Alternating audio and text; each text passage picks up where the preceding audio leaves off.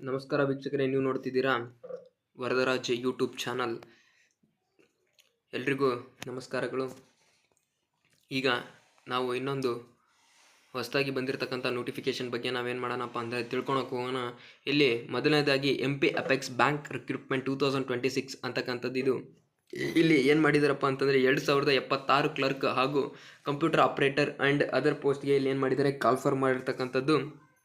ಇದು bank related ಆಗಿರ್ತಕ್ಕಂಥ ಒಂದು ಹುದ್ದೆ ಆಗಿರ್ತಕ್ಕಂಥದ್ದು. MP apex bank recruitment 2026 Madhya Pradesh ರಾಜ್ಯ.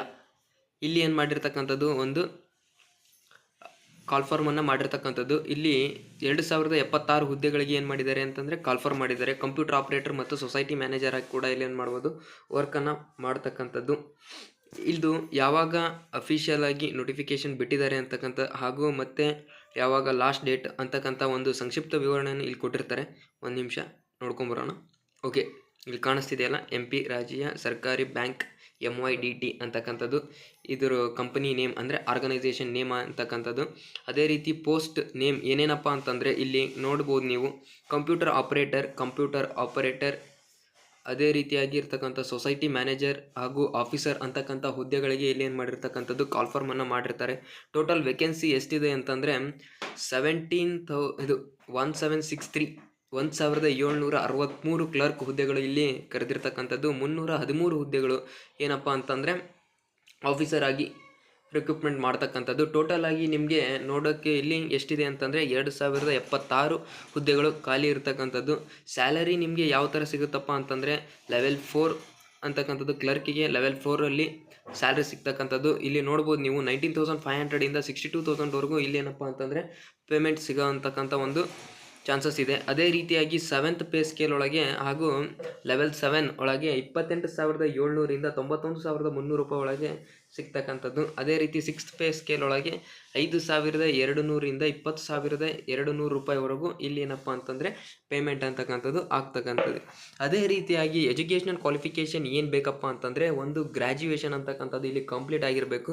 ಏಜ್ ಲಿಮಿಟ್ ಬಂದ್ಬಿಟ್ಟು 18 ವರ್ಷದಿಂದ 35 ವರ್ಷದೊಳಗಿನ ಕ್ಯಾಂಡಿಡೇಟ್ಸ್ಗಳು ಏನು ಮಾಡ್ಬೋದು, ಇಲ್ಲಿ ಅಪ್ಲೈಯನ್ನು ಮಾಡ್ಬೋದು. 40 years with the relaxation for computer operator. ಇಲ್ಲಿ ಏನು ಮಾಡಿದ್ದಾರೆ, ಒಂದು 5 yearsನ್ನು ರಿಲ್ಯಾಕ್ಸೇಷನ್ ಕೊಟ್ಟಿದ್ದಾರೆ. ಯಾರಿಗಪ್ಪ ಅಂತಂದರೆ ಕಂಪ್ಯೂಟರ್ ಆಪರೇಟರಿಗೆ 80 to 55 years ತನಕ ಇಲ್ಲಿ ಕೊಟ್ಟಿರ್ತಕ್ಕಂಥದ್ದು. ಅದೇ ರೀತಿ ಅಪ್ಲಿಕೇಶನ್ ಯಾವಾಗ ಸ್ಟಾರ್ಟ್ ಆಗುತ್ತೆ ಅಂತಂದರೆ 6/1/2026 ಸ್ಟಾರ್ಟ್ ಆಗಿದೆ ಆಲ್ರೆಡಿ.